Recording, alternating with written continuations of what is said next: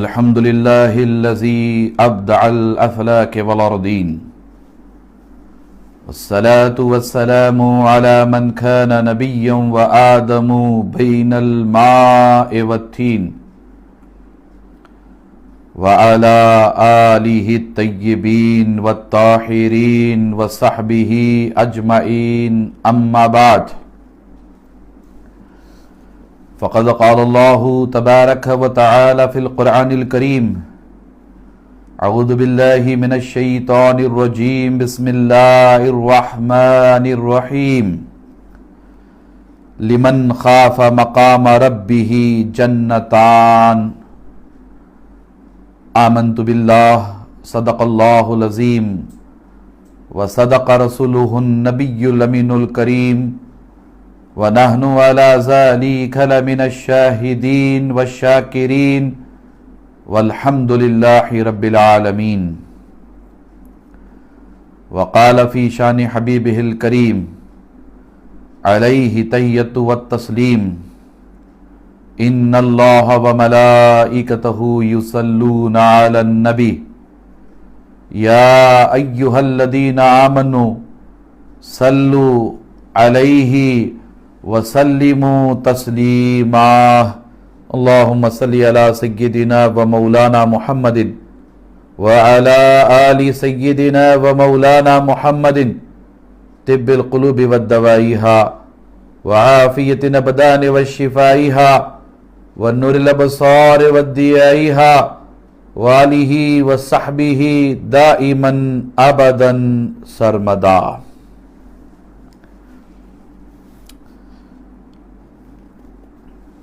برادران ملت اسلامیہ و عزیزان گرامی قدر، عفت مآب پردہ نشین خواتین امت،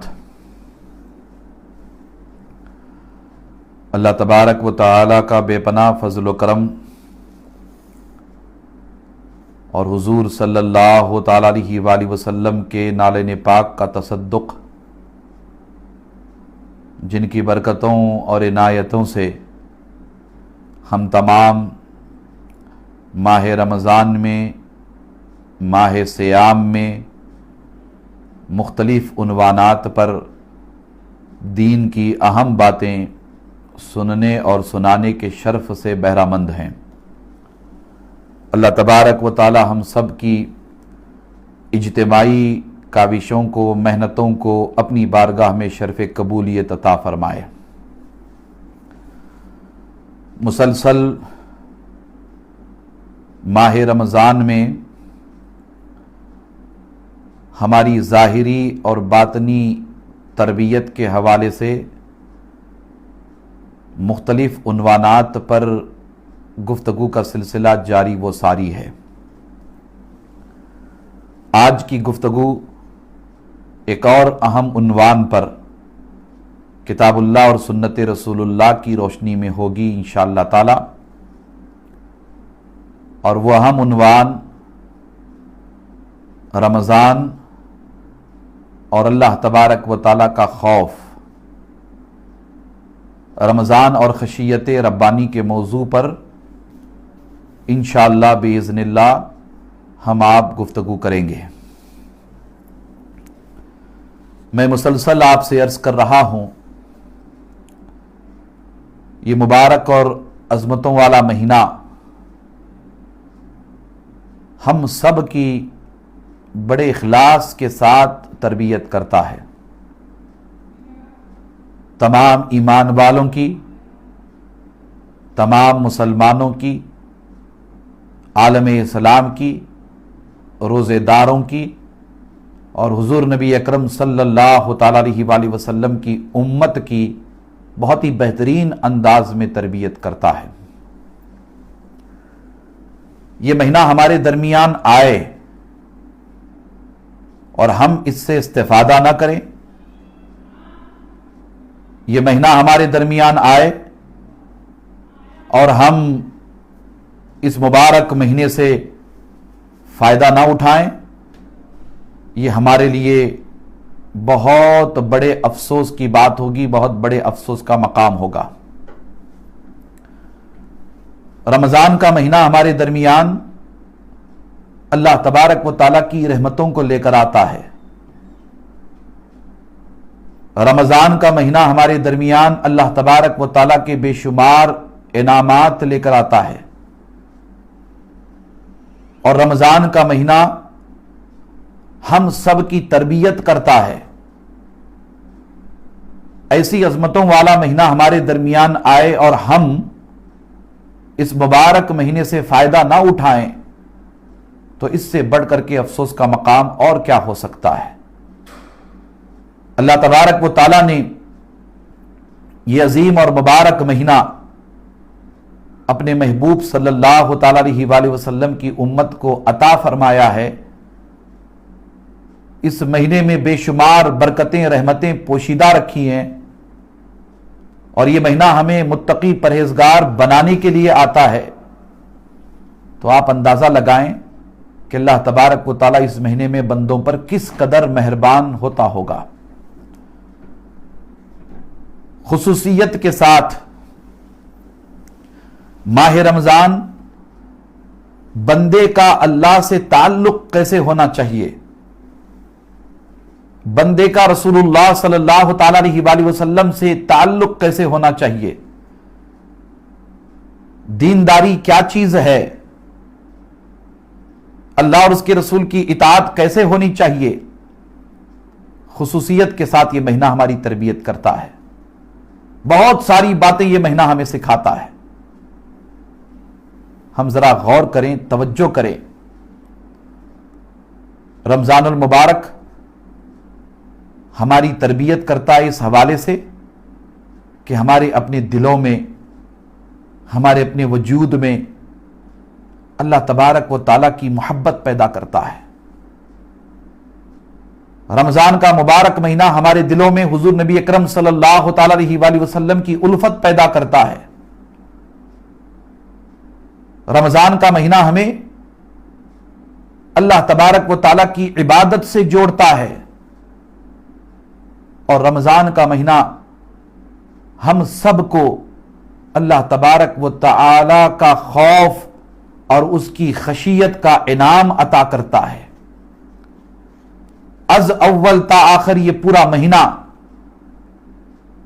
بندوں کو اللہ تبارک و تعالیٰ سے ڈرنے والا بناتا ہے۔ پریکٹیکلی طور پر، عملی طور پر ماہ رمضان اہل ایمان کے دلوں میں تقوی پیدا کرتا ہے، اللہ تبارک و تعالیٰ کی خشیت کا جذبہ پیدا کرتا ہے،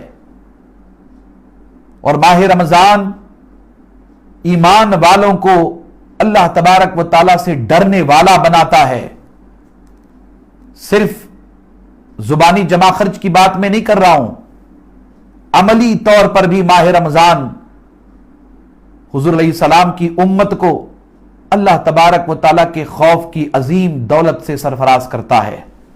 ہمیں اس طرف خصوصیت کے ساتھ توجہ کرنے کی ضرورت ہے، اور ان تمام امور کو جاننے کی ضرورت ہے کہ یہ مہینہ ہمیں کس طرح اللہ تبارک و تعالیٰ سے ڈرنا سکھاتا ہے، اللہ کے خوف کی شمع، اللہ کے خوف کا چراغ کیسے یہ مہینہ ہمارے دلوں میں روشن کرتا ہے۔ آپ ذرا سا غور کریں گے تو بہت ساری باتیں آپ کے سامنے واضح ہو جاتی ہیں۔ آپ روزے کی حالت میں ہو، 14-15 گھنٹے کا روزہ ہے، عملی طور پر جائزہ لیجئے۔ 14-15 گھنٹے کا روزہ ہے، شدت کی دھوپ ہے، شدت کی گرمی ہے، ظہر کے بعد آزمائش کا سلسلہ بڑھتا چلا جاتا ہے۔ بالخصوص میں اس طبقے کی بات کر رہا ہوں جو حالات سے متاثر ہے۔ میں حضور علیہ السلام کی امت کے غربا، یتامى، مساکین اور مزدور طبقے کی میں بات کر رہا ہوں۔ جناب والا، یہ تو غربا، یتامى، مساکین کا طبقہ ہے، جو لوگ کھاتے پیتے گھر کے ہیں میں ان کی بھی بات کر رہا ہوں، میں حضور علیہ السلام کی امت کی بات کر رہا ہوں۔ شدت کی گرمی، پیاس اپنی انتہا کو پہنچی ہوئی ہے، ہونٹ سوکھ گئے ہیں، گلا خشک ہو گیا ہے، شدت کی گرمی کی وجہ سے بڑی عجیب و غریب کیفیت وجود میں پیدا ہو رہی ہے، وسوسے چاروں طرف سے کمندے ڈالے ہوئے ہیں،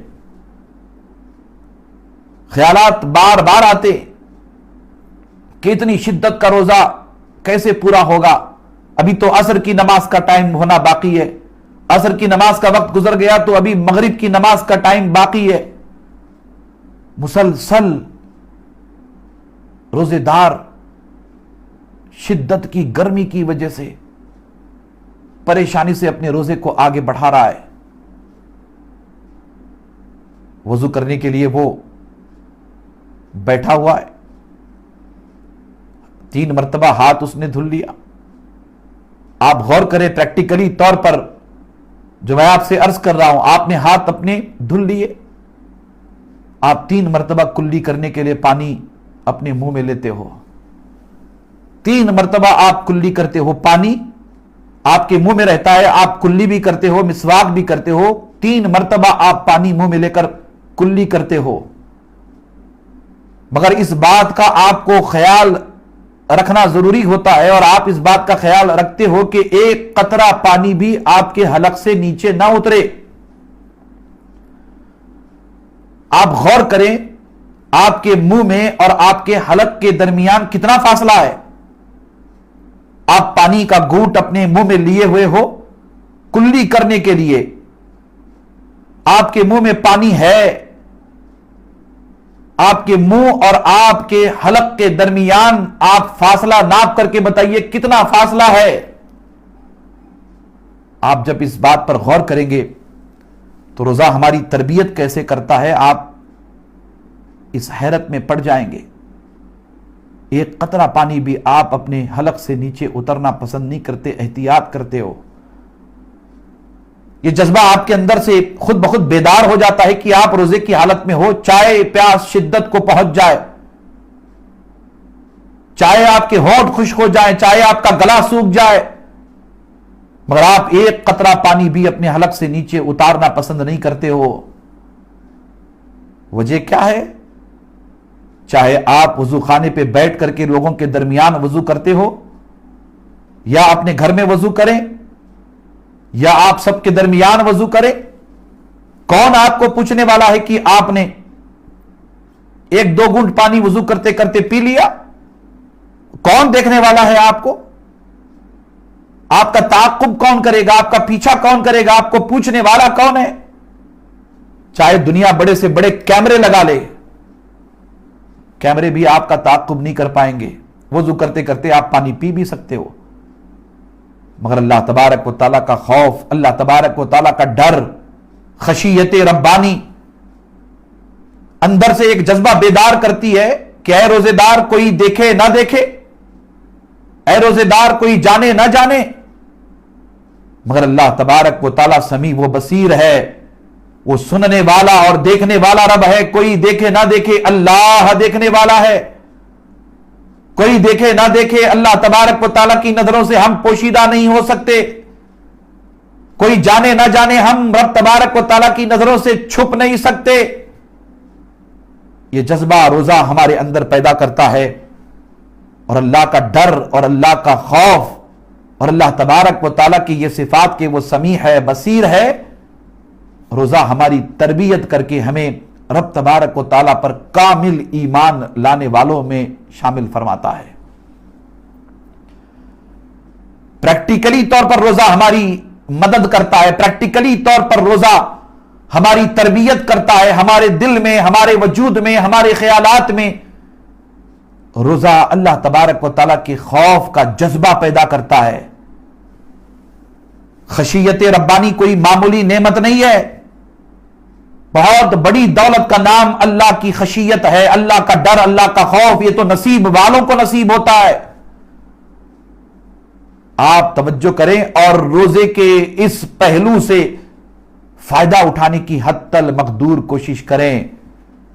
میں نے مناسب اور ضروری سمجھا آج اس موضوع پر میں گفتگو کروں، اور قرآنی آیات کے ساتھ اور حضور نبی اکرم صلی اللہ تعالیٰ علیہ وآلہ وسلم کی احادیث کے ساتھ، اور انشاءاللہ باذن اللہ صحابہ اکرام کے اقوال آپ کے سامنے پیش کروں گا، اور وقت مجھے اجازت دے گا تو انشاءاللہ آپ کے سامنے اکابر اولیاء کرام کی 2-3 حکایتیں بھی پیش کروں گا انشاءاللہ تعالی۔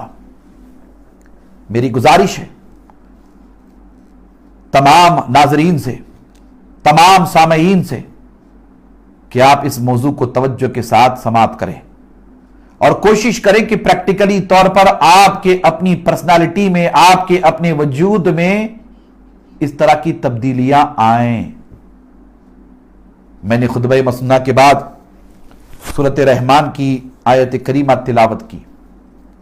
اللہ تبارک و تعالیٰ ارشاد فرماتے کہ لمن خاف مقام ربہ جنتان، سورۃ رحمان کی آیت نمبر 46۔ اور جو شخص اپنے رب کے حضور پیشی کے لیے کھڑا ہونے سے ڈرتا ہے اس کے لیے 2 جنتیں ہیں۔ اللہ اکبر۔ اللہ تبارک و تعالیٰ کی بارگاہ میں پیش ہونا ہے، غور سے سنیے گا، اللہ تبارک و تعالیٰ کی بارگاہ میں جواب دہی ہے۔ رب تبارک و تعالیٰ کے حضور ہم سب کو اپنے اعمال کا حساب و کتاب پیش کرنا ہے، اللہ کی بارگاہ میں کھڑا ہونا ہے، اعمال لے کر کھڑا ہونا ہے، اعمال نامے ہمارے اپنے ہاتھوں میں ہوں گے۔ رب تبارک و تعالیٰ کی بارگاہ میں ہمیں ہر ایک عمل کے حوالے سے جواب دینا ہے۔ رب تبارک و تعالیٰ کی بارگاہ میں ہماری اپنی زندگی بندگی کا حساب کتاب پیش کرنا ہے۔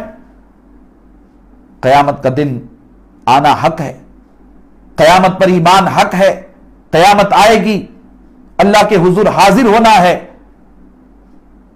اس بات کو لے کر کے ایک ایمان والا ڈرتا ہے، سچا مومن سچا مسلمان خوف کھاتا ہے کہ وہ دن کیسا ہوگا، وہ ماحول کیسا ہوگا، قیامت کی ہول ناکیاں، نفسی نفسی کا عالم، کوئی کسی کا مددگار نہیں ہوگا، کوئی کسی کو پوچھنے والا نہیں ہوگا، بندہ حیران، بندہ پریشان، اپنے اعمال کو لے کر، اپنے گناہوں کو لے کر، اپنی اسیاں شیاری کو لے کر فکر مند رہتا ہے۔ اللہ کے حضور حاضر ہونا ہے، اللہ کے حضور پہنچنا ہے۔ رمضان ہماری تربیت کرتا ہے کہ اے روزے دار، جس رب پر تو ایمان لاتا ہے کہ وہ سمیع ہے، بصیر ہے، سننے والا دیکھنے والا ہے، وہ رب مالک یوم الدین بھی ہے، وہ رب قہار و جبار بھی ہے۔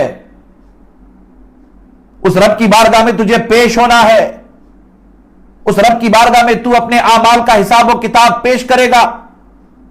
اللہ تبارک و تعالیٰ تجھ سے تیرے اعمال کا حساب پوچھے گا، اعمال پوچھے گا، حساب کتاب اللہ کی بارگاہ میں تجھے دینا ہوگا۔ وہ دن بڑی آزمائش کا دن ہوگا۔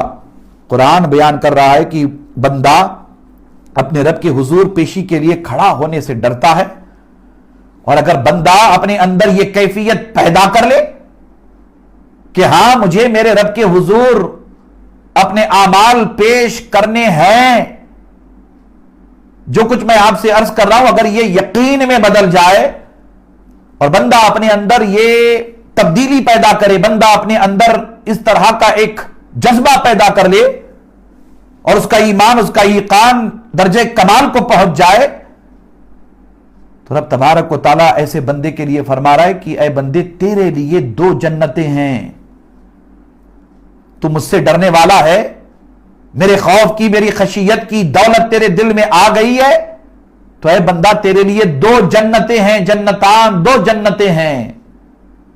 اللہ اکبر۔ رب تبارک و تعالی اس سے ڈرنے والوں کے لیے، خشیت ربانی جن کے دلوں میں آ جاتی ہے ان کے لیے اللہ تبارک و تعالی اپنی بارگاہ سے ایک عظیم انعام کا اعلان فرما رہا ہے۔ سورۃ رحمان کی میں نے آیت کریمہ آپ کے سامنے پیش کی۔ اور اللہ تعالیٰ ارشاد فرماتے کہ وَأَمَّا مَنْ خَافَ مَقَامَ رَبِّهِ وَنَهِيَ النَّفْسَ عَنِ الْهَوَىٰ فَإِنَّ الْجَنَّةَ هِيَ الْمَأْوَىٰ۔ اللہ اکبر۔ اور جو شخص اپنے رب کے حضور کھڑا ہونے سے ڈرتا رہا اور اس نے اپنے نفس کو بری خواہشات و شہوات سے باز رکھا تو بے شک جنت ہی اس کا ٹھکانہ ہے۔ اس آیت کریمہ کی مزید تائید ہو رہی ہے اس آیت کریمہ کے ذریعہ۔ اللہ تبارک و تعالیٰ کے حضور کھڑا رہنے سے ڈرنے والا، اللہ کا خوف، اللہ کی خشیت اپنے دل میں پیدا کرنے والا اور اپنے نفس کو بری خواہشات و شہوات سے باز رکھنے والا، بے شک اس کے لیے اللہ تبارک و تعالیٰ نے جنت ٹھکانہ مقرر فرمایا ہے۔ اللہ تبارک و تعالیٰ اس بندے کے لیے جنت ٹھکانہ مقرر فرمایا ہے۔ رب تبارک و تعالیٰ نے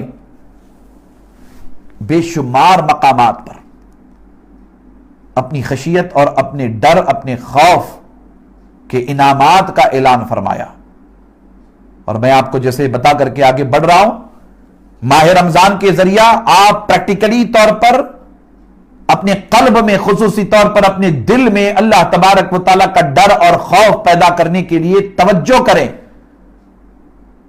یہ شان، یہ عظمت ہے اللہ تبارک و تعالیٰ کے خوف کی کہ یہ جس دل میں اللہ کا ڈر آ جاتا ہے، جس دل میں اللہ کی خشیت آ جاتی ہے، اور جس دل میں اللہ تبارک و تعالیٰ کے ڈر اور خوف کا چراغ روشن ہو جاتا ہے، خدا کی عزت کی قسم اس کی زندگی میں انقلاب پیدا ہو جاتا ہے۔ اللہ تبارک و تعالیٰ اسے کامیابی، کامرانی سے ہمکنار کرتا ہے۔ جنتان کا وعدہ ہے، جنتان کا، 2 جنتوں کا وعدہ ہے۔ اللہ اکبر۔ توجہ کریں، اللہ کا ڈر، اللہ کا خوف خصوصی طور پر اس مہینے میں رمضان جو ہماری تربیت کر رہا ہے، اس تربیت سے استفادہ کریں اور اپنے آپ کو اللہ سے ڈرنے والا بنائیں۔ خشیت ربانی کی کیفیت اپنے قلوب میں، اپنے اذہان میں، اپنے وجود میں پیدا کریں، اور پھر دیکھیں اللہ کی مدد اور اللہ کی نصرت کیسے شامل حال ہوتی ہے۔ اللہ اکبر۔ حضور نبی اکرم صلی اللہ تعالیٰ علیہ وآلہ وسلم کے ارشادات اور آپ کی سیرت پاک کے حوالے سے جب ہم جائزہ لیتے ہیں تو حضور نبی اکرم صلی اللہ تعالیٰ علیہ وآلہ وسلم کی ذات مبارکہ، حضور کی سیرت طیبہ ہمارے لیے ویسے ہر مرحلے میں اسوہ حسنہ حضور علیہ السلام کے اخلاق ہی ہیں۔ ہر مرحلے میں حضور علیہ السلام کی سیرت ہماری آپ کی تربیت کرتی ہی ہے۔ اللہ نے حضور علیہ السلام کی شخصیت کو، آپ کی ذات کو ایسی جامع کمالات ذات بنایا، خصوصیت کے ساتھ اللہ کا ڈر، اللہ کا خوف، خشیت ربانی کی دولت۔ سبحان اللہ۔ رب تبارک و تعالیٰ نے حضور نبی اکرم صلی اللہ تعالیٰ علیہ وآلہ وسلم کے وجود مسعود میں بدرجہ اتم عطا فرمائی تھی۔ رحمت للعالمین آقا، اللہ تبارک و تعالیٰ کے محبوب رسول، محبوب خدا، اللہ تبارک و تعالیٰ نے جس ہستی کو تمام نبیوں کا امام بنایا، امام، کم و بیش 18,000 عالمین کے لیے رب تبارک و تعالیٰ نے رحمت تمام بنا کر مصطفیٰ جان رحمت کو اس دنیا میں بھیجا۔ بے پناہ محبت والے آقا، بے پناہ رافت والے آقا، بے پناہ انعامات اکرامات سے نوازنے والے داتا، اللہ تبارک و تعالیٰ کا دیدار جنہیں حاصل رہا، ماتھے کی آنکھوں سے جس ہستی نے اللہ تبارک و تعالیٰ کی ذات کا دیدار فرمایا، اولی و آخرین سب کے سب حضور نبی اکرم صلی اللہ تعالیٰ علیہ وآلہ وسلم کے مطیع اور فرما بردار بنائے گئے۔ رب تبارک و تعالیٰ نے جس ہستی کو سراپا معجزہ بنایا، سراپا رحمت بنایا، وہ عظیم ہستی، وہ عظیم ذات، آپ کو معلوم ہونا چاہیے اللہ تبارک و تعالیٰ کے بندوں میں اللہ سے سب سے زیادہ ڈرنے والی ذات، اللہ کا خوف، اللہ کی خشیت جس ہستی میں سب سے زیادہ تھا تمام نبیوں کے مقابلے میں، تمام رسولان اعظام کے مقابلے میں اللہ کی تمام مخلوقات کے حوالے سے جب ہم جائزہ لیں، اللہ تبارک و تعالیٰ کی خشیت، اللہ تبارک و تعالیٰ کا ڈر، اللہ تبارک و تعالیٰ کا خوف جس ہستی میں سب سے زیادہ پایا جاتا تھا، اس عظیم ہستی کا نام مصطفیٰ جان رحمت صلی اللہ تعالیٰ علیہ وآلہ وسلم ہے۔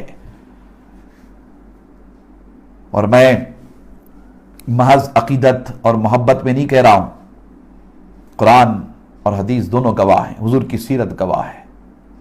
اللہ اکبر۔ حضور نبی اکرم صلی اللہ تعالیٰ علیہ وآلہ وسلم کی سیرت پاک کو اٹھائیے، پڑھیے۔ حضور نبی اکرم صلی اللہ تعالیٰ علیہ وآلہ وسلم کی 63 سالہ حیات طیبہ، اعلان نبوت سے پہلے بھی، اعلان نبوت کے بعد بھی، مکی دور ہو مدنی دور ہو، حضور نبی اکرم صلی اللہ تعالیٰ علیہ وآلہ وسلم کی سیرت پر اللہ کے خوف اور اللہ کی خشیت کا آپ کو غلبہ نظر آئے گا، غلبہ۔ میں اس لیے بھی بڑی ذمہ داری کے ساتھ عرض کر رہا ہوں کہ ہم جیسے گناہگار، سیاکار، بدکار اللہ کے خوف، اللہ کی خشیت سے بہت دور ہیں۔ ہونا تو یہ چاہیے تھا کہ ہمیں اللہ کے ڈر، اللہ کے خوف سے بہت قریب ہونا چاہیے تھا، اس لیے کہ زندگیاں ساری گناہوں میں گزر رہی ہیں۔ گناہ کرتے کرتے اس قدر ہمارے دل پتھر ہو گئے، اس قدر ہم سنگ دل ہو گئے کہ احساس گناہ بھی دن بدن ختم ہوتا چلا جا رہا ہے۔ ہونا تو ہمیں اللہ کے خوف، ڈر سے زیادہ ڈرنا چاہیے تھا، مگر وہ ہستی جس ہستی کے قریب گناہ کا شائبہ بھی نہیں ہے، وہ ہستی جس کے بارے میں ہم گناہ کے حوالے سے سوچ بھی نہیں سکتے، وہ ہستی جس کے نام پاک کو اللہ تبارک و تعالیٰ نے اتنا عظیم، اتنا عرفہ، اتنا اعلیٰ بنایا کہ اس نام کا واسطہ اور وسیلہ دے کر کے اگر دعا کی جاتی ہے تو اللہ تبارک و تعالیٰ بڑے بڑے گناہ گاروں کے گناہوں کو معاف کر دیتا ہے، بڑے بڑے خطا کاروں کی خطاؤں کو بخش دیتا ہے۔ رب تبارک و تعالیٰ کی رحمت کا دریا جس کے نام کے وسیلے سے جوش مارتا ہے، اس ہستی کو ہم نے دیکھا، اس ہستی کو ہم نے پڑھا، سیرت کی ساری کتابوں میں ساری سچائیاں موجود ہیں، حضور علیہ السلام کی احادیث میں ساری سچائیاں موجود ہیں۔ وہ اللہ سے سب سے زیادہ ڈرنے والے رسول تھے، سب سے زیادہ۔ اللہ اکبر۔ حضور نبی اکرم صلی اللہ تعالیٰ علیہ وآلہ وسلم نے ہماری تربیت فرمائی۔ حضور کی سیرت کے مختلف پہلوؤں کا جب ہم جائزہ لیتے ہیں، یاد رکھیے یہ بات کہ ہر پہلو پر حضور علیہ السلام کی سیرت کے ہر پہلو پر اللہ کے خوف کا رنگ غالب رہتا تھا۔ اللہ سے اتنی ڈرنے والی ذات اول سے لے کر اب تک اور اب سے لے کر صبح قیامت تک نہ کوئی پیدا ہوئی تھی، نہ پیدا ہوئی ہے، نہ پیدا ہوگی۔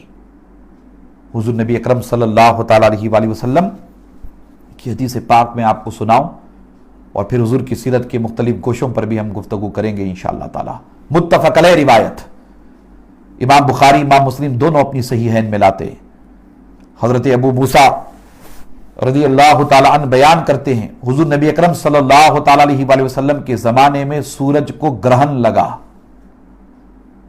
آپ تو اچھی طرح جانتے ہوں گے، ایک ہے چاند گرہن اور ایک ہے سورج گرہن۔ اس موقع پر نمازیں پڑھی جاتی ہیں، نماز کسوف اور خسوف، خصوصی طور پر اس کا اہتمام وغیرہ ہوتا ہے، اور وہ بھی حضور علیہ السلام کی سنت کے اعتبار سے۔ اب روایت آپ سنیں، سورج کو گرہن لگا، حضور نبی اکرم صلی اللہ تعالیٰ علیہ وآلہ وسلم گھبرا کر اس طرح خوف سے کھڑے ہو گئے کہ جیسے قیامت آ گئی ہو۔ کتنی مرتبہ سورج گرہن آتا ہے، کتنی مرتبہ سورج گرہن چلا جاتا ہے، ہمیں پتہ بھی نہیں، ہمیں خبر بھی نہیں۔ سورج گرہن آتا بھی ہے، سورج گرہن جاتا بھی ہے۔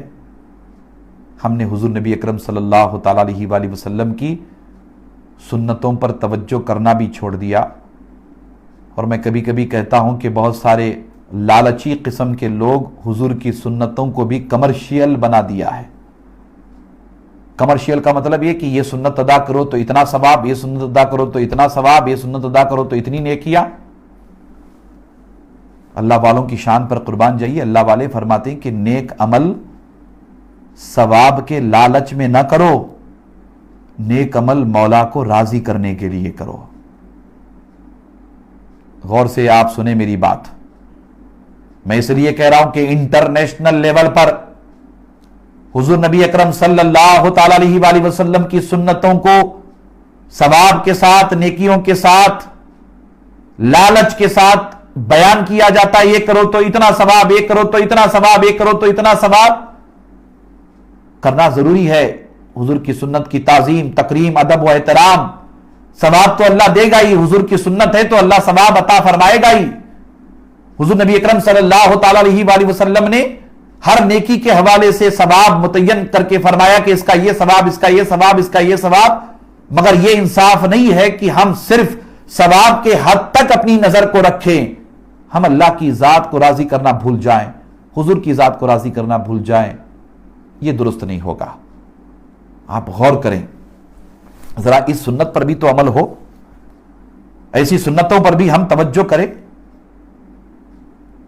کھانا کھانے کی سنت ہمیں یاد ہے، کھانے سے پہلے بسم اللہ پڑھ کر کے کھانا کھائیے،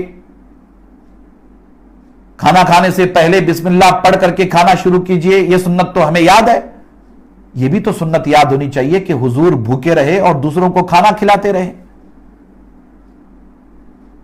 ہمیں تجارت کرنے کی سنت یاد ہے، پیسہ کمانے کی سنت یاد ہے، یہ بھی تو سنت یاد ہونی چاہیے کہ حضور نبی اکرم صلی اللہ تعالی علیہ وآلہ وسلم نے اپنا سارا مال، ام المومنین خدیجۃ الکبریٰ کا سارا مال اللہ تبارک و تعالیٰ کی راہ میں لٹا دیا، غریبوں کی مدد فرمائی، یتیموں کی مدد فرمائی۔ یہ بھی تو سنت ہمیں یاد ہونی چاہیے۔ اللہ اکبر۔ ہمیشہ دعا لینے کی خواہش ہوتی ہے، کبھی کبھی دعا دینے والے بھی بنے، کبھی کبھی اللہ تبارک و تعالیٰ کے حضور قربانی دینے والے بھی بنے۔ یہ بھی تو سنت یاد ہونی چاہیے۔ اہل بیت اطہار کی امداد کریں، اہل بیت اطہار کا تعاون کریں، اہل بیت اطہار کی خدمت کریں۔ حضور نبی اکرم صلی اللہ تعالی علیہ وآلہ وسلم نے بار بار یاد دلایا۔ یہ بھی تو سنت یاد ہونی چاہیے۔ توجہ کرے، میں بڑی محبت کے ساتھ گزارش کر رہا ہوں، حضور نبی اکرم صلی اللہ تعالی علیہ وآلہ وسلم کی اس حدیث پاک کو بڑی ذمہ داری کے ساتھ عرض کر رہا ہوں، آپ توجہ کے ساتھ سماعت کریں گے انشاءاللہ تعالی۔ سورج گرہن کے موقع پر حضور علیہ السلام گھبرا کر اس طرح کھڑے ہو گئے جیسے قیامت آ گئی ہو۔ اللہ اکبر۔ جب بھی آپ کو اطلاع ملے، جب بھی آپ کو بتا دیا جائے کہ کل پرسوں سورج گرہن کا یہ وقت ہے، اخبارات میں بھی آ جاتا ہے، ٹیلی ویژن پر بھی آ جاتا ہے، تو ہمیں چاہیے کہ ہم اس موقع پر حضور علیہ السلام کی سنت کو سامنے رکھیں اور حضور علیہ السلام کی سیرت پاک کو سامنے رکھ کر ہمارے اندر کیسی تبدیلی آنی چاہیے، کس طرح ہمارے اندر دین کے اعتبار سے، اللہ کی نشانیوں کے اعتبار سے، حضور نبی اکرم صلی اللہ تعالی علیہ وآلہ وسلم کی سنت کے اعتبار سے تبدیلی آنی چاہیے۔ ہمیں اس پر غور کرنا چاہیے۔ اللہ اکبر۔ حضور علیہ السلام کھڑے ہو گئے جیسے قیامت آ گئی ہو۔ حضور نبی اکرم صلی اللہ تعالی علیہ وآلہ وسلم مسجد میں آئے اور نماز میں سب سے پہلے طویل قیام کیا، طویل رکوع کیا اور طویل سجدہ کیا۔ سورج گرہن کے موقع پر طویل قیام کیا، یعنی لمبا حضور علیہ السلام نے قیام کیا، طویل رکوع کیا اور طویل آپ نے سجدہ کیا۔ حضور کا سر مبارک سجدے میں ہے تو طویل سجدہ کیا۔ اللہ اکبر۔ میں نے اس سے پہلے کبھی حضور نبی اکرم صلی اللہ تعالی علیہ وآلہ وسلم کو اس طرح نماز پڑھتے نہیں دیکھا۔ پھر آپ صلی اللہ تعالی علیہ وآلہ وسلم نے فرمایا، یہ اللہ تعالیٰ کی نشانیاں ہیں جنہیں اللہ تعالیٰ بھیجتا ہے، یہ کسی کی موت اور حیات کی وجہ سے نہیں، لیکن اللہ تعالیٰ اپنے بندوں کو ڈرانے کے لیے ان نشانیوں کو بھیجتا ہے۔ جب تم اس قسم کی کوئی چیز دیکھو تو اللہ تعالیٰ کے ذکر اور اس سے دعا اور استغفار کی پناہ میں آ جاؤ۔ سبحان اللہ۔ حضور نبی اکرم صلی اللہ تعالی علیہ وآلہ وسلم نے سورج گرہن کو اور ایسے ہی چاند گرہن کو اللہ تبارک و تعالیٰ کی نشانی فرمایا، اور اللہ تبارک و تعالیٰ سورج گرہن اور چاند گرہن کو گرہن کے ذریعہ بندوں پر اپنی نشانیاں ظاہر فرماتا ہے تاکہ بندوں کے اندر اللہ کا ڈر، اللہ کا خوف پیدا ہو جائے۔ اور حضور نبی اکرم صلی اللہ تعالی علیہ وآلہ وسلم فرماتے ہیں کہ یہ نشانیاں اللہ تبارک و تعالیٰ اپنے بندوں کو ڈرانے کے لیے، متوجہ کرانے کے لیے، متنبہ کرنے کے لیے کہ اے بندو غافل نہ رہنا، اے بندو اللہ کے خوف سے دور نہ رہنا، اے بندو اپنے آپ کو اللہ تبارک و تعالیٰ کے خوف سے جدا نہ رکھنا۔ اللہ تبارک و تعالیٰ بندوں کے اندر اپنا خوف پیدا کرنے کے لیے، بندوں کو ڈرانے کے لیے سورج گرہن اور چاند گرہن کی نشانیاں ظاہر فرماتا ہے۔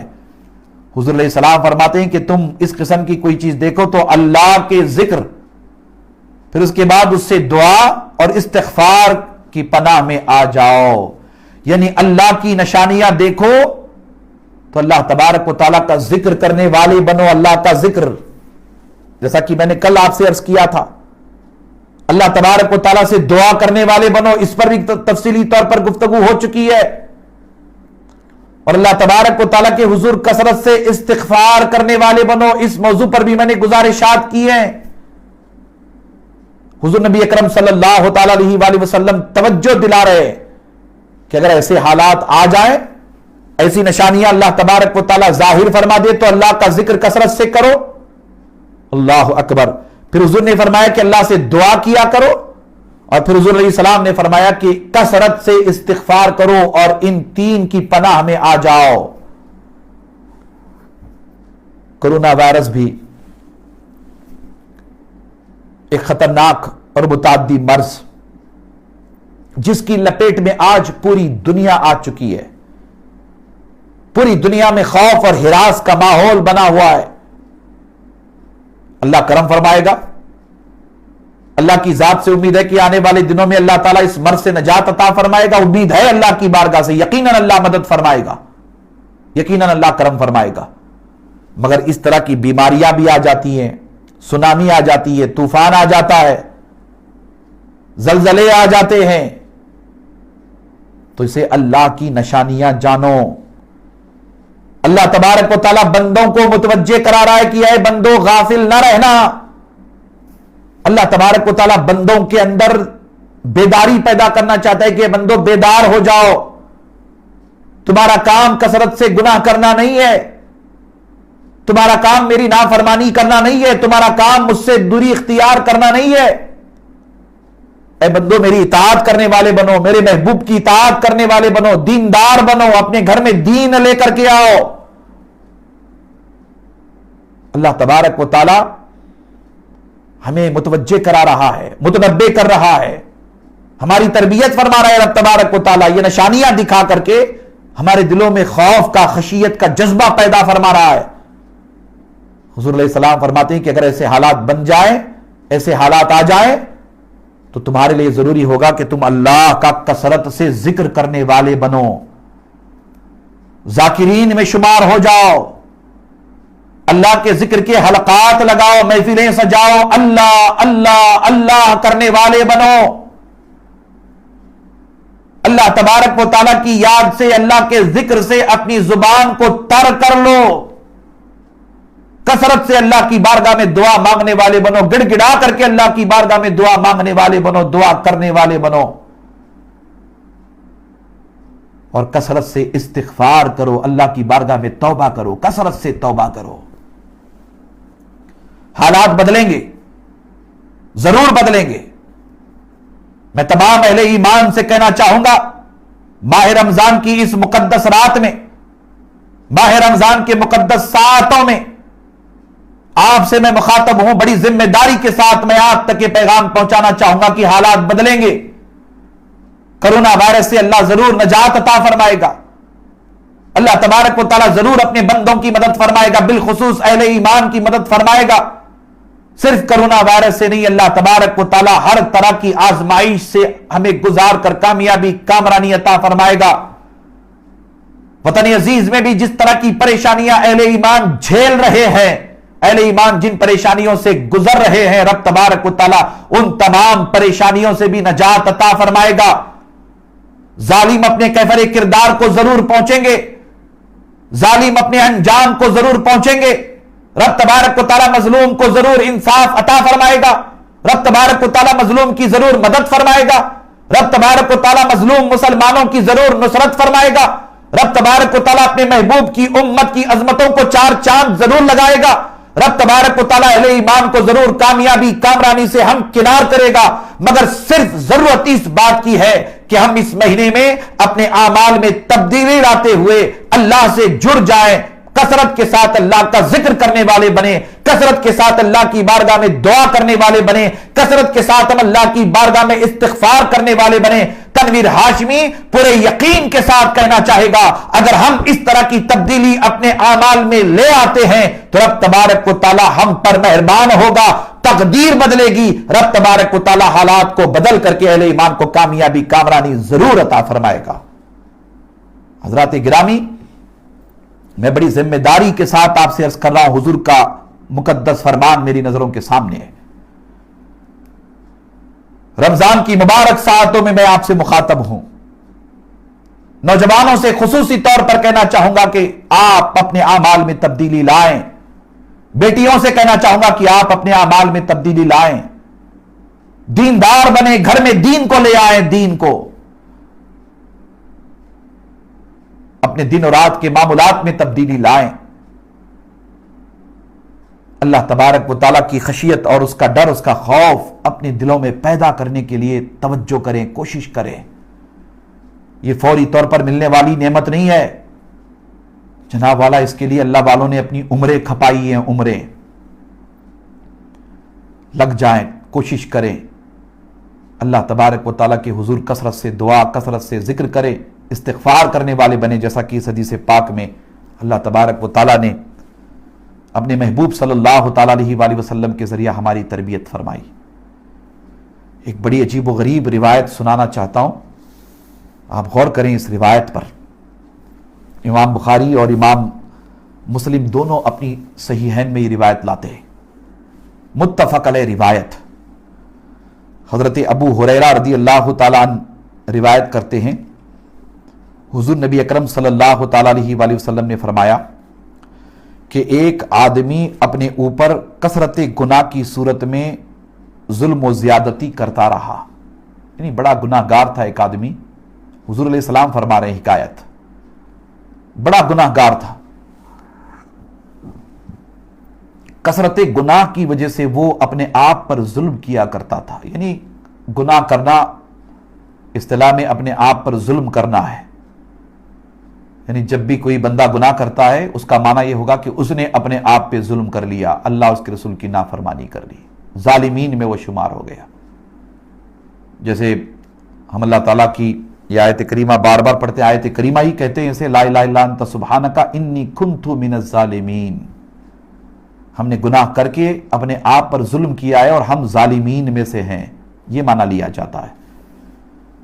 کثرت گناہ کی صورت میں اس نے اپنے آپ پر ظلم کیا، زیادتی کیا۔ جب اس کی موت کا وقت آیا تو اس نے اپنے بیٹوں سے کہا کہ جب میں فوت ہو جاؤں تو مجھے اچھی طرح جلا دینا۔ اللہ اکبر، ذرا غور سے سنیے گا، اچھی طرح سے جلا دینا، پھر میرے جلے ہوئے جسم کو پیس دینا، میری راکھ ہوا میں اڑا دینا۔ اللہ کی قسم اگر میرے رب نے مجھے پکڑ لیا تو مجھے ایسا عذاب دے گا کہ اس جیسا عذاب کبھی کسی کو نہ دیا گیا ہوگا۔ توجہ کر رہے ہیں نا آپ، غور کریں آپ۔ کبھی کبھی کثرت گناہ کے سبب ہم لوگ بھول جاتے ہیں کہ ہمیں مرنا ہے۔ دنیا داری ایسی چیز ہے، نفس پرستی، عیش پرستی ایسی چیز ہے، اور خود پرستی بھی ایسی چیز ہے، خود پرستی بھی بہت بڑا گناہ ہے۔ ایسے یہ برے اور کبھی اعمال ہیں کہ اس کی وجہ سے ہم نے یہ اپنے ذہن سے دل سے بات نکال دی ہے کہ ہمیں مرنا بھی ہے، اس قدر ہم نے اپنے آپ کو جریح، نڈر اور اس قدر نافرمان بنا لیا ہے کہ ہمیں یاد بھی نہیں ہے کہ ہمیں مرنا ہے۔ جب یہ یاد نہیں ہے تو اس سے بڑی بات یہ کہ ہماری گرفت ہوگی، پکڑ ہوگی، یہ بھی یاد نہیں ہے۔ ذہن میں خیال آتا ہے کبھی کبھی کہ جب تک ہم دنیا میں ہیں عیش کرتے رہے، جب تک ہم دنیا میں ہیں موج مستی کرتے رہے، اور انگریزی کا لفظ ایک استعمال ہوتا ہے انجوائے کرنا، حلال حرام میں تمیز نہیں، جائز ناجائز میں تمیز نہیں۔ بہت سارے، ایک بڑی تعداد ہے مسلمانوں کی، اب ہم آپ کے سامنے پوری تفصیل نہیں بیان کرنا چاہیں گے، وقت مجھے اجازت نہیں دے رہا، ایک بہت بڑی تعداد ہے مسلمانوں کی جو ایسا بھی سوچتی ہے مرنے کے بعد کون دیکھنے آئے گا، مرنے کے بعد کیا ہوگا کون جانے گا، اور ایک فرقہ ہی بن گیا، اور بار بار وہ کہتے ہیں مٹی سے بنے تھے، مٹی میں چلے گئے، مٹی سے آئے تھے مٹی میں چلے گئے۔ زیادہ قبر کے بارے میں، زیادہ مرنے کے بعد، زیادہ میت کے بارے میں نہیں سوچنا چاہیے، مٹی سے آئے تھے مٹی میں چلے گئے، معاملہ ختم، فرقہ بن گیا۔ اس طرح کی باتیں ہوتی ہیں۔ اللہ اکبر، ایسے خیالات آتے ہیں کہ مرنے کے بعد کیا ہوگا کوئی جاننے والا نہیں ہے، چلو جو چاہو کرو، کون پوچھنے والا۔ نفس جب شریر ہوتا ہے نا تو ایسے وسوسے پیدا کرتا ہے، شیطان لگا ہوا ہے، بہت پاورفل ہے۔ پاورفل کیا، دنیا کے بڑے بڑے سپر پاور اس کے سامنے کوئی حیثیت نہیں رکھتے، اتنا پاورفل لگا ہوا ہے، ایسے خیالات پیدا ہوتے ہیں۔ مگر اس روایت کو ذرا سا آپ ذمہ داری کے ساتھ سماعت کریں، اس روایت پر غور کریں جو میں آپ کے سامنے پیش کر رہا ہوں۔ حضور علیہ السلام فرما رہے ہیں، حضور نبی اکرم صلی اللہ تعالی علیہ وآلہ وسلم کی حدیث پاک کے ایک ایک لفظ پر، ایک ایک جملے پر غور کریں۔ اس آدمی نے وصیت کی اپنے بیٹوں کو بلا کر کے کہ میں تو بڑا گناہگار، بڑا سیاہکار ہوں، میرے انتقال کے بعد چونکہ میں ڈرتا ہوں اللہ کے عذاب سے، وہ پکڑے گا، گرفت ہوگی تو بہت سخت عذاب دے گا، میں مر جاؤں تو کیا کرنا، مجھے جلا دینا، پھر میری راکھ کو پیسنا، پھر اسے ہوا میں اڑا دینا۔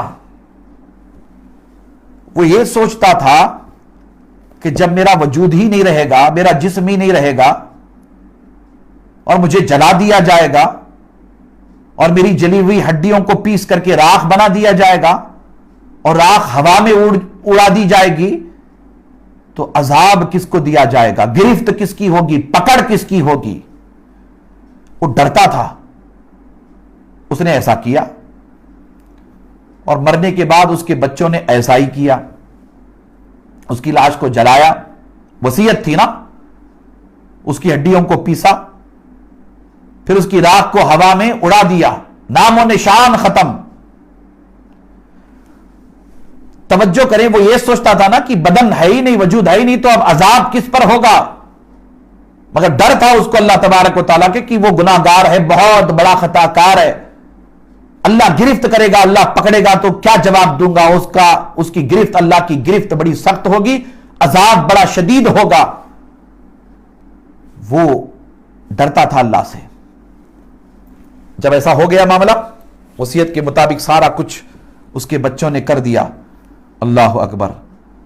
اللہ تبارک و تعالیٰ نے، حضور علیہ السلام فرماتے ہیں کہ اللہ تبارک و تعالیٰ نے زمین کو حکم دیا کہ اپنے اندر موجود اس بندے کے بکھرے ہوئے ذرات جمع کر دے۔ زمین اللہ کی ہے، آسمان اللہ کا ہے، ملک اللہ کا ہے، ذرہ ذرہ اللہ کا بنایا ہوا ہے، اللہ تبارک و تعالیٰ خالق کل ہے۔ اللہ نے زمین کو حکم دے دیا کہ اے زمین، اس بندے کے ذرات جو تیرے اندر جمع ہو گئے تھے، بکھرے ہوئے تھے، سارے کے سارے جمع کر دے۔ اللہ نے زمین کو حکم کر دیا کہ اس کے ذرات جمع کر دے۔ وہ پورے جسم کے ساتھ اللہ تعالیٰ کے سامنے کھڑا ہو گیا، سارے ذرات اکٹھا ہو گئے۔ اللہ نے حکم دیا، اور اللہ کا حکم چلتا ہے جناب، امر ربی، اللہ کا امر، اللہ کا حکم چلتا ہے. اللہ تعالیٰ نے حکم دے دیا، زمین کو سارے ذرات اکٹھا ہو گیا اور وہ جسم کے ساتھ اللہ کے سامنے کھڑا ہو گیا. اللہ تعالیٰ نے فرمایا کہ تمہیں اس حرکت پر کس نے آمادہ کیا؟ یعنی تو بڑا گناہگار تھا، سیاہکار تھا، بدکار تھا، تجھے اس حرکت پر کس نے آمادہ کیا کہ تو نے اپنے بچوں کو وصیت کر دی کہ مرنے کے بعد میرے جسم کو جلا دینا، میری ہڈیاں پیسنا، راکھ ہوا میں اڑا دینا، میرا نام و نشان ختم کر دینا. ایسا تو نے کیوں کیا؟ تمہیں اس حرکت پر کس چیز نے آمادہ کیا؟ کس چیز نے تمہیں اس حرکت پر آمادہ کیا؟ اپنے جسم کو جلانے کی وصیت کی. اللہ اکبر. وہ بندہ اللہ کی بارگاہ میں حاضر تھا، اللہ کے حکم سے حاضر ہو گیا. تو اس نے اللہ کی بارگاہ میں عرض کیا کہ اے میرے رب، تیرے خوف نے، تیری خشیت نے، تیرے ڈر نے مجھے ایسا کرنے پر مجبور کیا. اے اللہ، میں تیری بارگاہ میں حاضر ہونے سے ڈرتا تھا. اے اللہ، اپنے گناہوں کے سبب میں تیری گرفت سے خوف کھایا ہوا تھا. اے اللہ، میری پوری زندگی گناہوں میں، اسیاں شیاری میں، بدکاری میں گزری ہے. مولا، میں اس بات سے ڈرتا تھا کہ جب تو میری گرفت کرے گا، شدید عذاب دے گا. اے اللہ، تیرے خوف کی وجہ سے، تیرے ڈر کی وجہ سے، تیری خشیت کی وجہ سے میں نے ایسی وصیت کی. مولا، اللہ کی بارگاہ میں اس نے جو کچھ تھا وہ عرض کیا. اللہ اکبر. اللہ تبارک و تعالیٰ نے جب اس بندے سے یہ سماعت کیا کہ اے میرے رب، تیرے خوف نے مجھے ایسا کرنے پر مجبور کیا، میں نے تیرے خوف کی وجہ سے، تیری خشیت کی وجہ سے مولا ایسا کیا.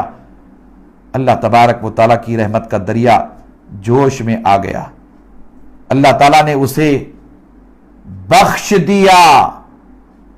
اللہ کی رحمت کا دریا جوش میں آ گیا اور رب تبارک و تعالیٰ نے اس بندے کو بخش دیا.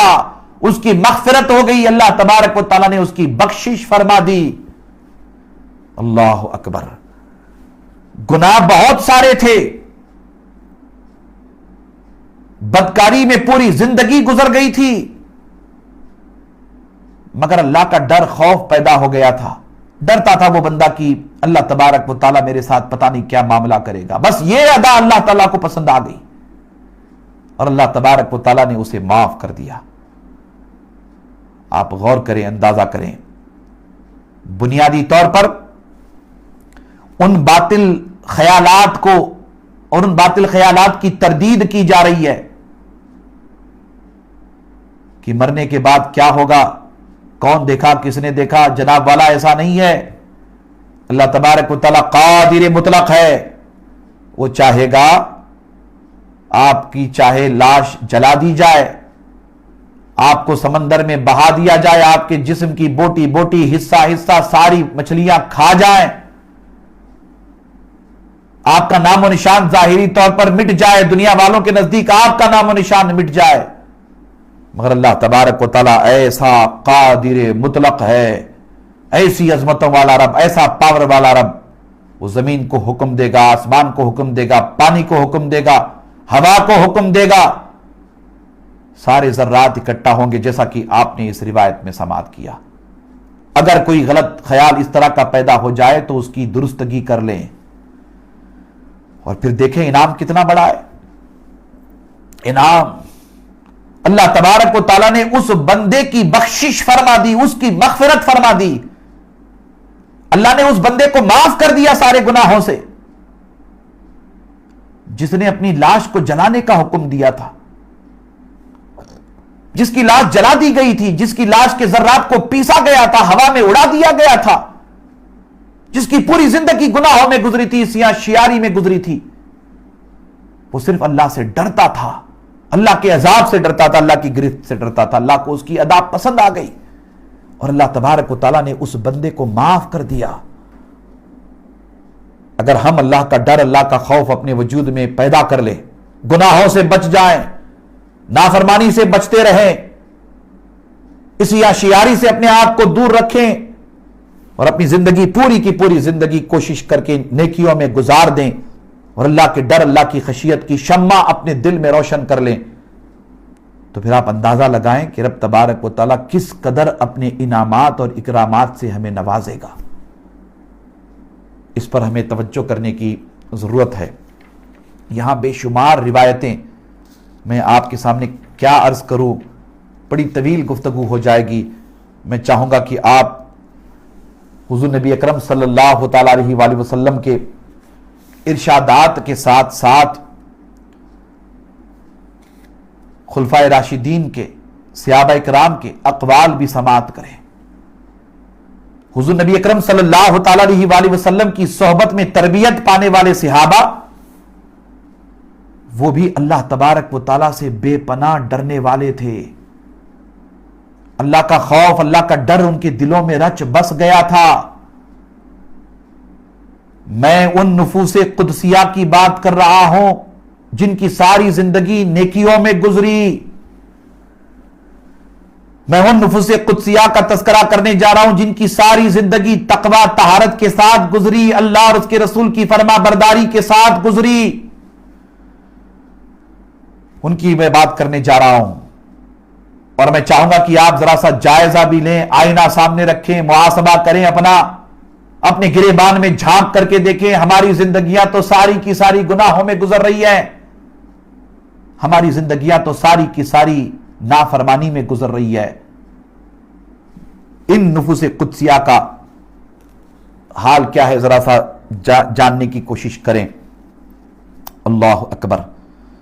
حضرت سیدنا ابو بکر صدیق رضی اللہ تعالی عنہ، امیر المومنین، خلیفہ راشد، آپ نے فرمایا کہ اللہ کی قسم، میں یہ پسند کرتا ہوں کہ کاش میں ایک درخت ہوتا جسے کھایا جاتا اور کاٹا جاتا۔ اللہ کے خوف کا عالم حضرت ابو بکر صدیق کا، ان کے وجود پر اللہ کا خوف، اللہ کی خشیت ایسی طاری تھی، اس قدر وہ اللہ سے خائف رہتے تھے، اللہ کا ڈر ان کے وجود میں تھا، وہ ڈرتے تھے اللہ سے، اللہ کی خشیت ان کے دل میں رچ بس گئی تھی۔ وہ عرض کرتے ہیں کہ میں یہ پسند کرتا، کاش کہ میں ایک درخت ہوتا جسے کھایا جاتا، جسے کاٹا جاتا، جس کی کوئی پرسش نہ ہوتی۔ اللہ اکبر۔ اللہ کی بارگاہ میں ڈرنے، اللہ کی بارگاہ میں پیش ہونے کے لیے اللہ کا ڈر، اللہ کا خوف اس قدر تھا۔ حضرت سیدنا فاروق اعظم رضی اللہ تعالی عنہ نے فرمایا کہ اگر کوئی منادی آسمان سے ندا دے کہ اے انسانوں تم سب جنت میں جاؤ گے سوائے ایک شخص کے،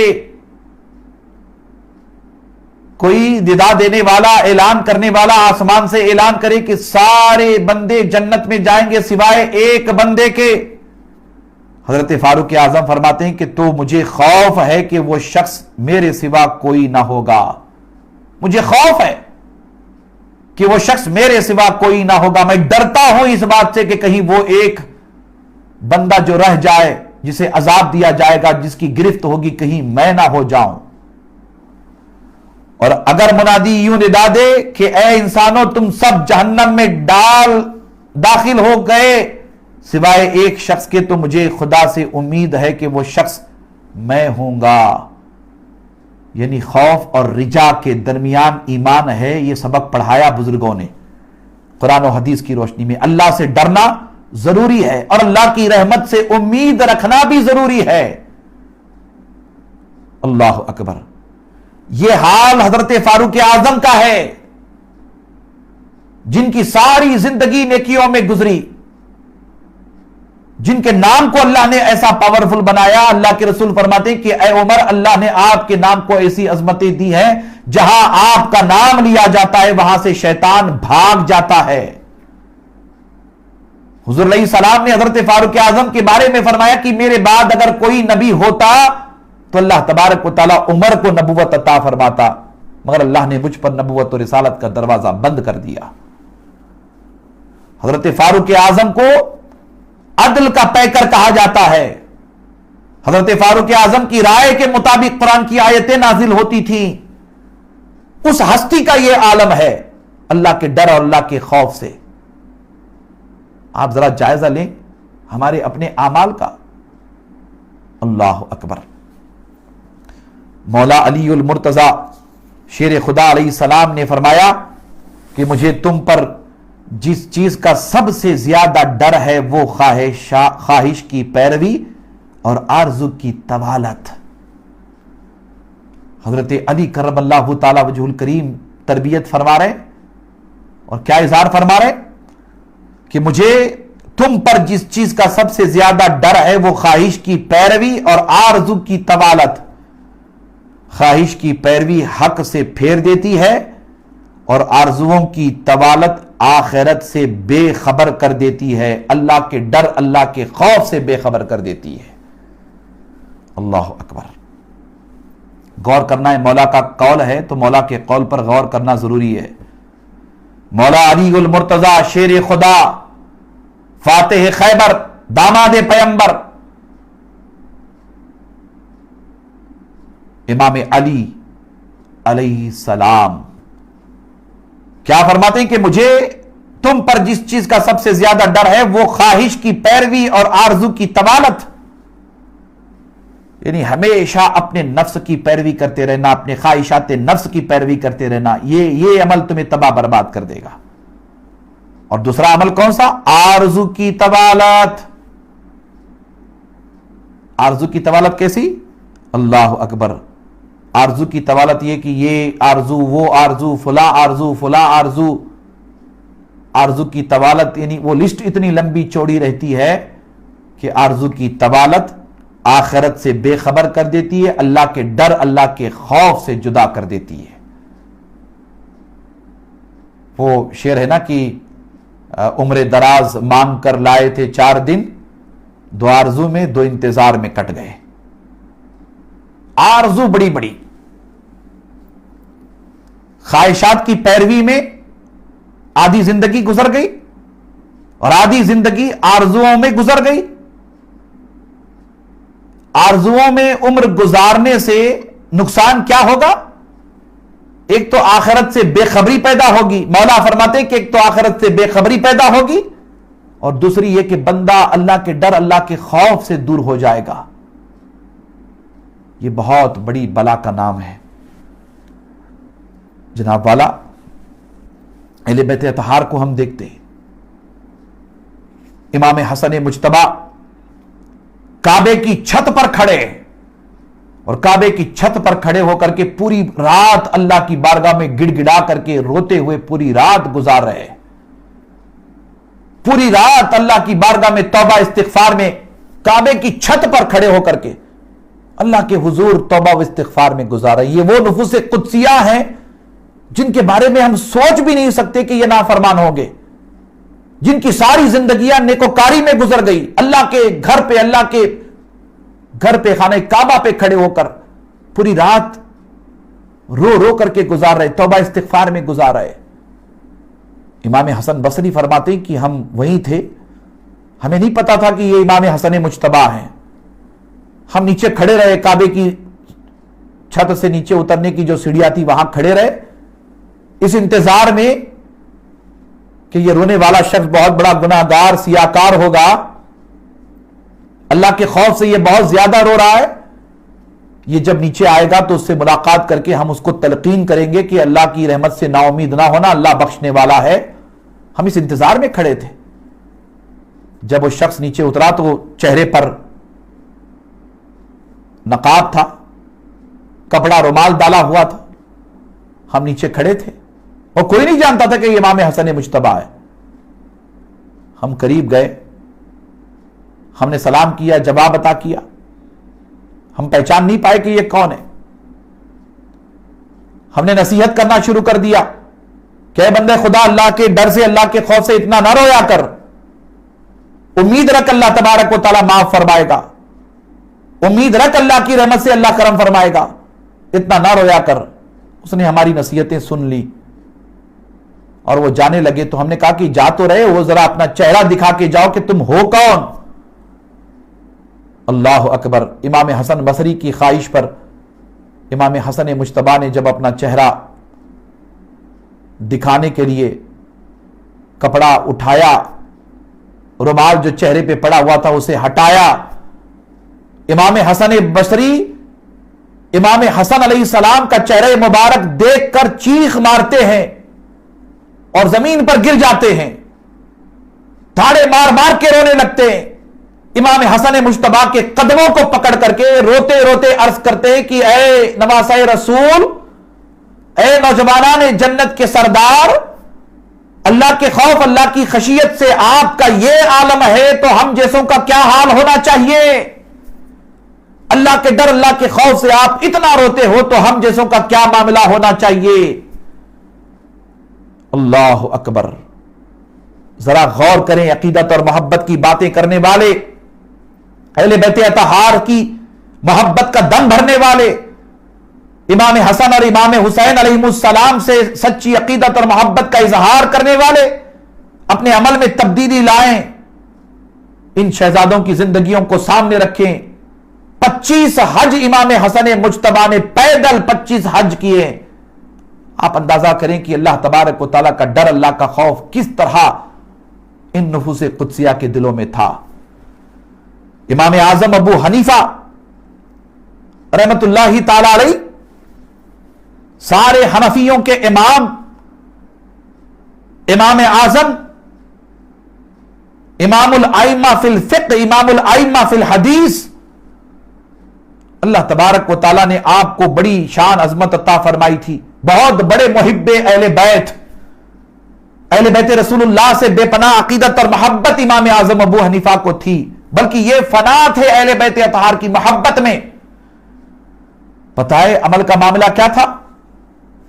چونکہ آپ نے براہ راست امام جعفر الصادق سے فیض حاصل کیا تھا، امام باقر سے فیض حاصل کیا تھا، بڑا عجیب و غریب معاملہ تھا، بڑا عجیب و غریب معاملہ۔ امام اعظم ابو حنیفہ رحمت اللہ تعالی علیہ دن بھر فتاوی نویسی کرتے، دن بھر فقہ کی تعلیم بندوں کو دیتے، دن بھر حدیث حضور کی سناتے، پورا دن دین کی خدمت میں گزر جاتا امام اعظم ابو حنیفہ کا۔ وہ عالمانہ لباس زیب تن کیے ہوئے ہوتے۔ آپ کے ایک شاگرد فرماتے ہیں کہ ہم نے امام اعظم ابو حنیفہ کی رات کیسے گزرتی ہے یہ جاننا چاہا۔ پیچھے پیچھے ایک دن عشاء کی نماز کے بعد گئے، امام اعظم ابو حنیفہ اپنے گھر میں گئے عشاء کی نماز پڑھا کر کے، اور وہ جو عالمانہ لباس تھا وہ عالمانہ لباس اتار کر کے گھر میں درویشوں کا لباس، قلندروں کا لباس، فقیروں کا لباس زیب تن کر لیا، اور بڑی خشوع خضوع کے ساتھ، عاجزی انکساری کے ساتھ اندھیرے میں گھر سے نکلے تاکہ کوئی نہ دیکھے۔ قربان جائیں امام اعظم ابو حنیفہ کے اس انداز پر، اندھیرے میں نکلے گھر سے کہ کوئی نہ دیکھے۔ مسجد میں گئے، نماز کے لیے کھڑے ہو گئے، عرصہ نماز کے لیے کھڑے ہو گئے، گھنٹوں قیام کیا، گھنٹوں رکوع کیا، گھنٹوں سجدہ کیا، اور پھر اس کے بعد اللہ کے حضور گڑ گڑا کر کے توبہ استغفار کرنے لگے، رونے لگے۔ روتے روتے آپ کے شاگرد فرماتے ہیں کہ ہم پیچھے مسجد میں بیٹھے ہوئے تھے، ہم دیکھنا چاہ رہے تھے کہ امام اعظم کی رات کیسے گزرتی ہے۔ اللہ اکبر۔ روتے روتے امام اعظم ابو حنیفہ کی ریشے مبارک، داڑھی مبارک تر ہو جاتی تھی، بھیگ جاتی تھی۔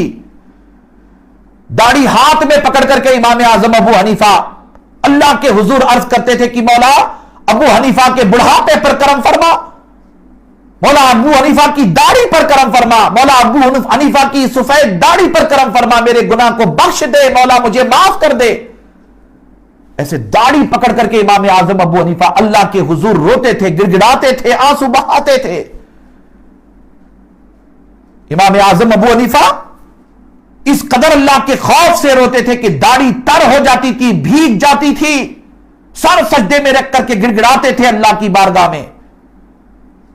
میں اس امام اعظم ابو حنیفہ کی بات کر رہا ہوں جس امام اعظم ابو حنیفہ کی پوری زندگی نیکیوں میں گزری، حسنات میں گزری، اللہ اور اس کے رسول کی فرما برداری میں گزری۔ اللہ تعالیٰ نے جسے امام اعظم بنایا، میں اس ہستی کی بات کر رہا ہوں۔ ذرا غور کریں، ہماری زندگیاں تو پوری گناہوں میں گزر رہی ہیں، ہمارے دن گناہوں میں گزر رہے ہیں، ہماری راتیں گناہوں میں گزر رہی ہیں، ہمارے شب و روز اللہ اور اس کے رسول کی نافرمانی میں گزر رہے ہیں۔ ہم نے اپنی زندگی میں نیکیاں نہ کمائی، ہم نے کبھی اپنی زندگی میں اللہ اور اس کے رسول کی پیروی کے لیے توجہ نہیں کی، پوری زندگی ہماری گناہوں میں گزر رہی ہے، عصیاں میں گزر رہی ہے، اللہ اس کے رسول کی نافرمانی میں گزر رہی ہے، نہ ہماری نمازوں کا کوئی ٹھکانہ ہے، نہ ہمارے روزوں کا کوئی ٹھکانہ ہے۔ ہم حج عمرہ کے لیے بھی چلے جاتے ہیں تو حج عمرہ بھی شاپنگ کے نظر ہو جاتے ہیں،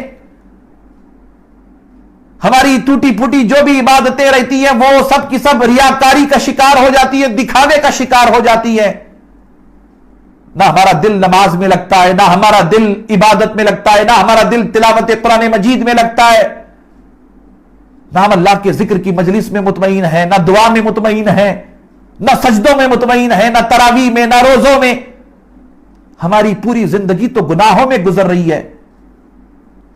میں تمام ناظرین سے، سامعین سے ملتمس ہوں کہ ان سب باتوں کو سننے کے بعد، جاننے کے بعد خدا را اپنے عمل میں تبدیلی لاؤ۔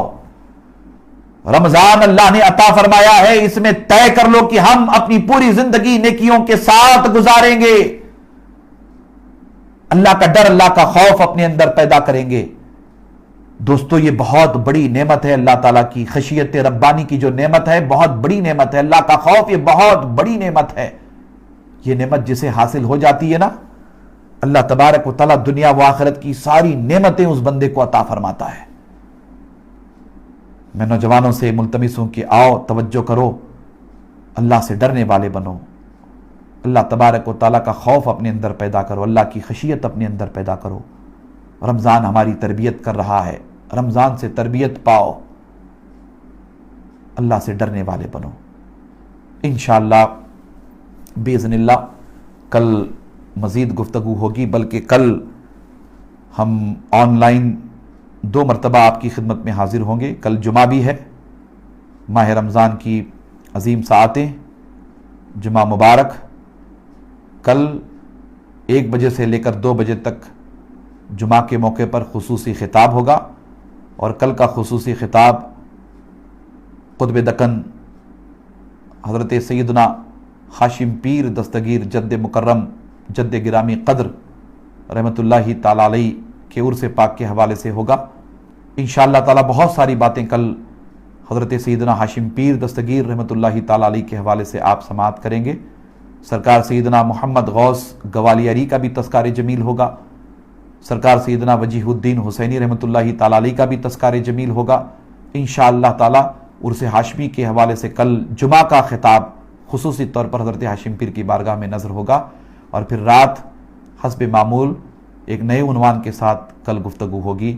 اللہ تبارک و تعالی ہمارے حالات پر کرم فرمائے، اللہ تبارک و تعالی ہمارے چھوٹے بڑے گناہوں کو معاف فرمائے، مولا ہماری سیاں شیاری کو درگزر فرما، ہمارے گناہوں کو معاف فرما، مولا تبارک و تعالیٰ تجھ سے ڈرنے کی توفیق عطا فرما، تیرے خوف کی، تیرے خشیت کی سچی دولت اور نعمت ہمیں عطا فرما، مولا تبارک و تعالیٰ تیرے محبوب کا اور تیرے محبوب کے محبوبوں کا تذکرہ ہوا ہے، مولا تبارک و تعالیٰ ان تذکروں کی برکتیں ہمیں عطا فرما، مولا تبارک و تعالیٰ ہمیں تجھ سے ڈرنے کی توفیق عطا فرما اور تیری رحمت سے امید رکھنے کی توفیق عطا فرما، مولا تبارک و تعالیٰ تیرے اور تیرے حبیب کی سچی اطاعت کرنے کی توفیق عطا فرما، ماہ رمضان کی برکتیں رحمتیں عطا فرما، مولا ہماری روٹی روزی میں، عمروں میں، گھروں میں، کاروبار میں، رزق میں، نیکیوں میں، کمائیوں میں برکتیں عطا فرما، مولا تبارک و تعالیٰ خاتمہ بالخیر فرما، کلمے کی موت نصیب فرما، قبر میں زیارت رسول نصیب فرما، حشر میں شفاعت رسول نصیب فرما، آقا کے قدموں میں مولا جگہ عطا فرما، ماہ رمضان کے صدقے و طفیل میں مولا کرونا وائرس سے پورے عالم انسانیت کو نجات عطا فرما، جتنے مریض اس مرض سے متاثر ہیں مولا سب کو شفاء کاملہ عاجلہ عطا فرما، مولا سب پر کرم فرما، رحم فرما، آمین ثم آمین، وما علینا الا البلاغ۔